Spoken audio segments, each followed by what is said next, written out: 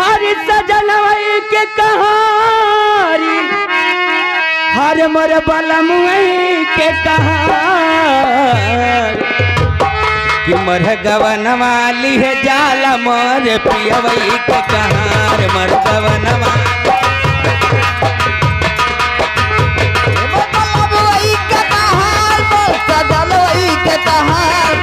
वाली है जाला मर बलम वही के कहार मर गवन वाली है जाला मर बलम वही के कहार हर सजन वही के कहार मोर बलम वही के कहार मोर गवन वाली है जाला मोर पिया के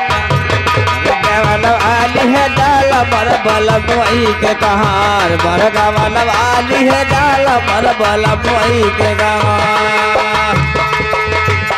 हाँ कच कच बासवा कई गोलिया पनावन हो गोलिया पनावन कच कच बासवा कई गोलिया फनावली हो गोलिया फनावली कच कच बासवा कई गोलिया फनावली हो गोलिया फनावली डाली जले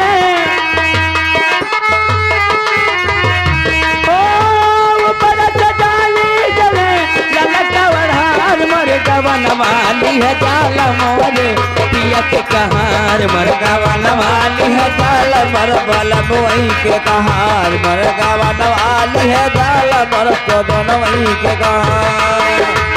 मर बलम वही के कहार मर सदन के कहार मर गवन वाली है जाला मर बलम वही के कहार मर गवन वाली है जाला मर बलम वही के कहार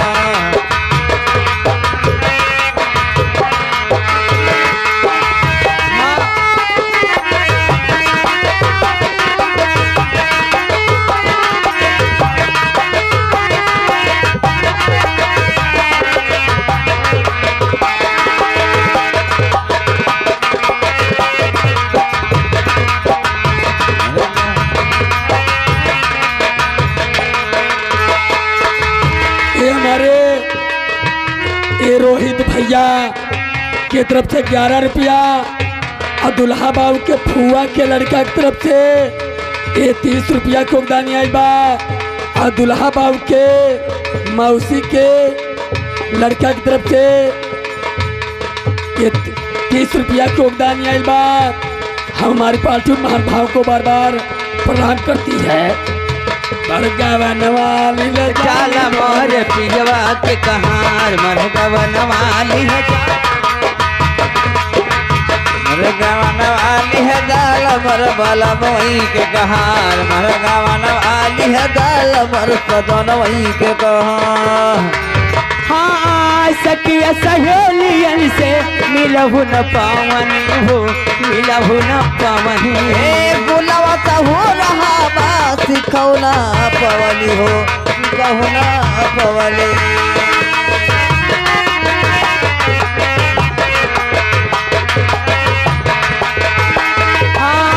सखिया सहेलियन से मिलहु न पावनी हो मिलहु न पावनी सखिया सहेलियन से मिलहु न पवनी हो मिलहु न पवनी सखिया सहेलियन से मिलहु न पवनी हो मिलहु न पवनी चार कहाँ रहते हैं कुछ पहुँचाए मर गवन वाली है जाला मोरे पिया के कहार मर गवन वाली है जाला मोरे पिया के कहार पिया लीला मोहिया मोला लगल धरावे पर गवन वाली है जाला मर बलम वही के कहार मर गवन हेलो जाला मर बलम वही के कहार हाय देखा